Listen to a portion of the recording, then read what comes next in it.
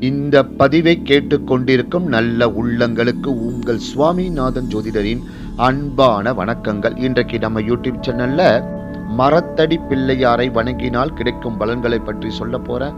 பதிவுக்குள்ள போறதுக்கு முன்னாடி நம்ம யூடியூப் சேனலை யாரெல்லாம் சப்ஸ்கிரைப் பண்ணலையோ சப்ஸ்கிரைப் பண்ணுங்க, ஷேர் பண்ணுங்க, லைக் பண்ணுங்க. இப்ப பதிவுக்குள்ள போயிடலாம்.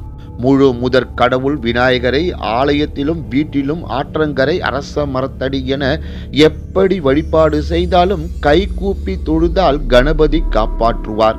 எந்த மரத்தடியில் பிள்ளையார் இருக்கிறாரோ அந்த மரத்திற்குரிய நட்சத்திரம் நாள் பார்த்து பிள்ளையாருக்கு அபிஷேகம், வஸ்திரம், மாலை அணிவித்து நெவேத்தியம் செய்து படைத்து வழிபட்டால் நினைத்த காரியம் நடக்கும். அரச மர பிள்ளையார், அரச மரத்தடி பிள்ளையாரை எப்போது வணங்கினாலும் உடனடியாக நற்பலன் கிடைக்கும். மேலும் மூல நட்சத்திரத்தில் மோதகம் படைத்து குறிப்பிட்ட அளவில் வலம் வந்தால் தோஷங்கள் நிவர்த்தியாகும்.